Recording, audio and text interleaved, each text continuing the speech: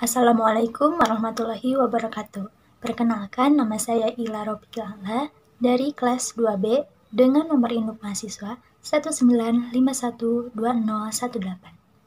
Saya ditemani oleh rekan saya yang bernama. Perkenalkan, nama saya Esther Octavia dari kelas 2B dengan nomor pokok mahasiswa 1951301. Di sini kami akan mempresentasikan tugas dari mata kuliah Strategi Belajar dan Pembelajaran yang diampu oleh dosen Dr. Tina Sri Sumartini, MPD. Untuk mempersingkat waktu, mari kita langsung saja ke pembahasannya. Dalam materi hakikat belajar dan pembelajaran dalam matematika, ada beberapa subbab yang akan kami jelaskan pada presentasi kali ini. Yang pertama ada paradigma pembelajaran, kedua ada hakikat belajar, yang ketiga hakikat pembelajaran, yang keempat karakteristik matematika, dan yang terakhir ada tujuan pembelajaran matematika. Untuk pembahasan pertama akan dijelaskan oleh rekan saya, Esther Octavia. Baik, di sini saya akan menjelaskan mengenai paradigma pembelajaran. Paradigma pembelajaran atau sering disebut dengan teaching and learning paradigma bermakna sebagai cara pandang terhadap proses pembelajaran. Satu sisi dilihat bahwa siswa atau peserta didik sangat dominan pengaruhnya terhadap proses pembelajaran. Cara pandang demikian memberikan kesempatan kepada siswa untuk lebih aktif dalam proses pembelajaran. Cara pandang inilah yang disebut dengan pembelajaran berpusat kepada siswa atau student center. Cara pandang demikian dikenal sebagai dengan paradigma baru. Nah, ada dua paradigma pembelajaran yang saling bertentangan antara satu dengan yang lainnya. Yang pertama, paradigma lama yang dipercaya bahwa guru adalah yang paling menentukan. Guru dipandang sosok yang paling tahu, yang ibaratnya seperti ceret yang penuh berisi dengan ilmu. Sementara siswa atau peserta didik adalah dapat diibaratkan dengan gelas kosong yang harus dituangi dengan ilmu dari guru. Oleh karena itu, paradigma ini baru menjadi lebih dominan untuk memberikan ilmu kepada siswa, dan siswa memiliki posisi untuk memperoleh ilmu dari sang guru. Paradigma ini menjadi lebih aktif. Guru menjadi lebih aktif atau sering disebut dengan teacher center, sedangkan siswa lebih menjadi objek. Paradigma inilah yang dikenal dengan paradigma lama atau sering disebut dengan paradigma konvensional. Nah, paradigma yang kedua adalah yang sebaliknya, yakni siswa yang memperoleh kesempatan kepada siswa untuk lebih aktif dalam pembelajaran atau student center learning. Dalam pembelajaran modern ini, peserta didik lebih memperoleh perhatian untuk belajar secara aktif, bukan hanya diberitahu oleh guru, tetapi siswa diajak atau diberi kesempatan untuk belajar mencari tahu sendiri. Paradigma baru ini dikenal dengan cara pendekatan pembelajaran CBSA, cara belajar siswa aktif atau PAKEM, pembelajaran aktif, kreatif, efektif, dan menyenangkan, atau PAIKEM, pembelajaran aktif, inovatif, kreatif, efektif, dan menyenangkan. Nah, yang selanjutnya ada hakikat belajar. Belajar merupakan proses manusia untuk mencapai berbagai macam kompetensi, keterampilan, dan sikap. Usaha untuk mencapai kepandaian atau ilmu merupakan usaha manusia untuk memenuhi kebutuhannya, mendapatkan ilmu atau kepandaian yang belum dipunyai sebelumnya. Sehingga dengan belajar, manusia menjadi tahu, memahami, mengerti, dan melaksanakan apa yang memiliki tentang sesuatu. Dalam keseluruhan, proses belajar di sekolah, kegiatan belajar mengajar merupakan kegiatan yang paling pokok. Hal ini berarti bahwa keberhasilan atau tidaknya pencapaian tujuan belajar bergantung pada proses belajar yang dilakukan siswa sebagai anak didik. Di dalam tugas melaksanakan proses belajar mengajar, seorang guru perlu memperhatikan beberapa prinsip belajar. Yang pertama, apapun yang dipelajari siswa, dialah yang paling belajar, bukan orang lain. Yang kedua, setiap siswa belajar sesuai dengan tingkatan kemampuannya.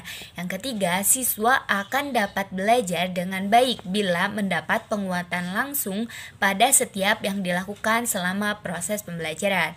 Yang keempat, penguasaan yang sempurna dari setiap langkah yang dilakukan siswa akan membuat proses belajaran lebih berarti.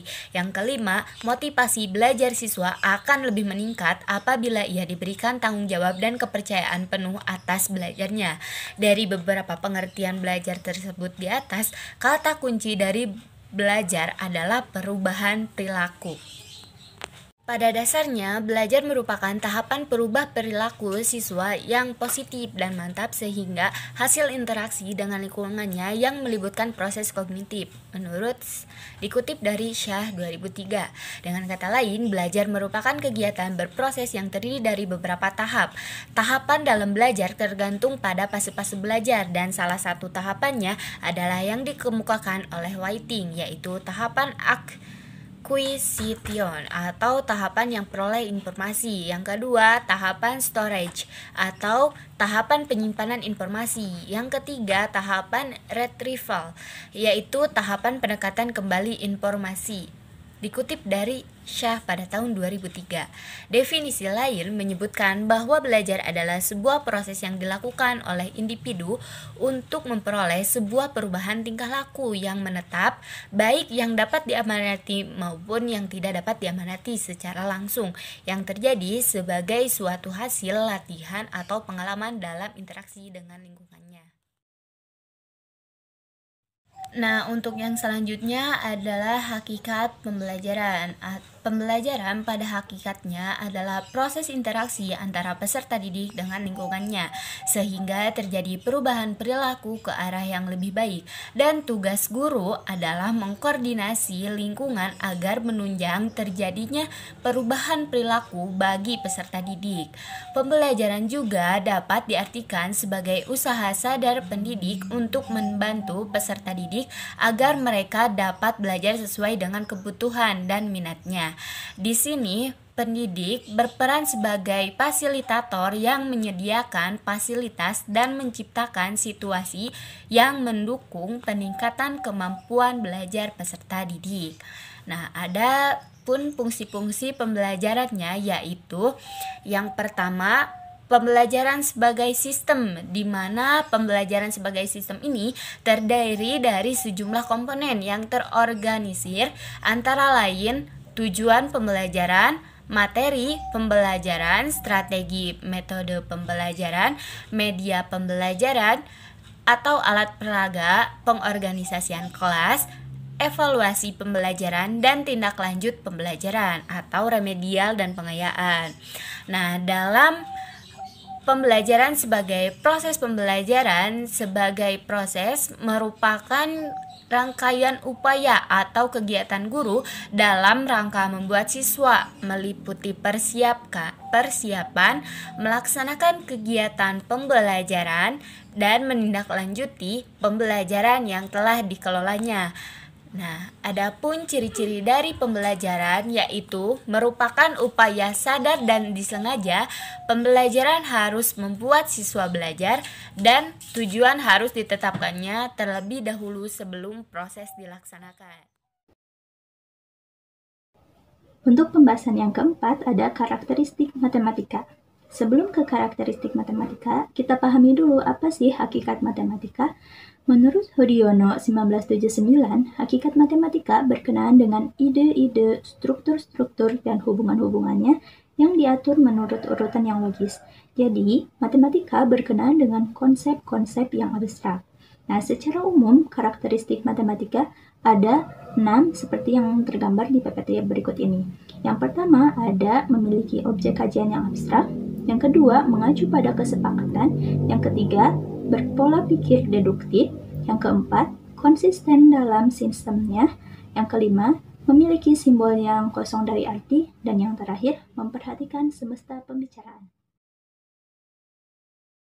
Untuk karakteristik yang pertama, ada memiliki objek kajian yang bersifat abstrak. Nah, kenapa objek kajian matematika bersifat abstrak? Karena objek matematika adalah objek mental atau pikiran. Oleh karena itu bersifat abstrak. Objek kajian matematika yang dipelajari di sekolah adalah fakta, konsep, operasi atau skill, dan prinsip. Dan yang kedua, ada mengacu pada kesepakatan. Nah, pembahasan matematika bertumpu pada kesepakatan-kesepakatan. Contoh, lambang bilangan 1, 2, 3 adalah salah satu bentuk kesepakatan dalam matematika. Lambang bilangan itu menjadi acuan pada pembahasan matematika yang relevan. Dan yang ketiga, ada mempunyai pola pikir deduktif.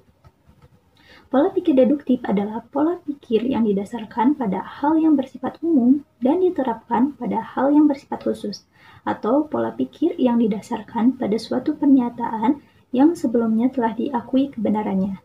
Contoh, bila ada seorang siswa telah belajar konsep persegi, kemudian ia dibawa ke suatu tempat atau situasi baru, dan ia mengidentifikasi benda-benda di sekitarnya yang berbentuk persegi, maka berarti siswa itu telah menerapkan pola pikir deduktif atau sederhana.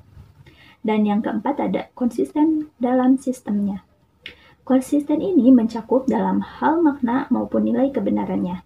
Contoh, bila kita mendefinisikan konsep trapesium sebagai segi empat yang tepat sepasang sisinya sejajar, maka kita tidak boleh menyatakan bahwa jajar genjang termasuk trapesium. Mengapa? Karena jajar genjang mempunyai dua pasang sisi sejajar. Dan yang kelima ada memiliki simbol yang kosong dari arti. Secara umum, simbol dan model matematika sebenarnya kosong dari arti. Artinya, suatu simbol atau model matematika tidak ada artinya bila tidak dikaitkan dengan konteks tertentu. Contoh, simbol X tidak ada artinya. Bila kemudian kita menyatakan bahwa X adalah bilangan bulat, maka X menjadi bermakna. Artinya, X mewakili suatu bilangan bulat. Nah, kekosongan arti dari simbol-simbol dan model matematika merupakan kekuatan matematika, karena dengan hal itu, matematika dapat digunakan dalam berbagai bidang kehidupan. Dan yang terakhir ada memperhatikan semesta pembicaraan. Lingkup atau semesta dari konteks yang dibicarakan sering diistilahkan dengan nama semesta pembicaraan. Ada tidaknya dan benar salahnya penyelesaian permasalahan dalam matematika dikaitkan dengan semesta pembicaraan. Contoh, bila dijumpai model matematika 4x sama dengan 10, kemudian akan dicari nilai x, maka penyelesaiannya tergantung pada semesta pembicaraan. Itu mungkin dari beberapa karakteristik matematika. Pembahasan yang terakhir ada tujuan pembelajaran matematika. Tujuan pengajaran adalah tujuan dari suatu proses interaksi antara guru dan siswa dalam kegiatan belajar mengajar dalam rangka mencapai tujuan pendidikan.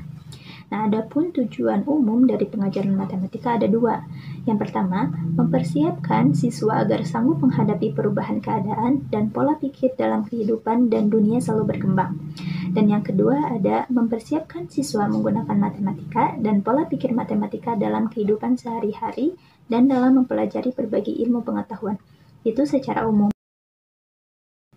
Yang pertama, melatih cara berpikir dan bernalar dalam menarik kesimpulan. Misalnya, melalui kegiatan penyelidikan, eksplorasi, eksperimen, menunjukkan kesamaan, perbedaan, konsisten, dan ekosistem. Yang kedua, mengembangkan kreativitas kreatif yang melibatkan imajinasi, intuisi, dan penemuan dengan mengembangkan pemikiran divergen, orisinil, rasa ingin tahu, membuat prediksi, serta mencoba-coba. Yang ketiga ada mengembangkan kemampuan memecahkan masalah, mengembangkan kemampuan menyampaikan informasi atau mengkomunikasikan gagasan antara lain melalui pembicaraan lisan, catatan grafik, peta, diagram dalam menjelaskan gagasan. Yang keempat ada melatih cara berpikir dan bernalar.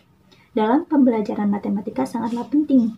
Hal ini sejalan dengan pendapat Sujadi bahwa salah satu karakteristik matematika adalah berpola pikir deduktif yang merupakan salah satu tujuan yang bersifat formal, yang memberi tekanan pada penataan nalar. Itu saja mungkin presentasi yang dapat kami sampaikan. Kurang lebihnya mohon dimaafkan. Wassalamualaikum warahmatullahi wabarakatuh.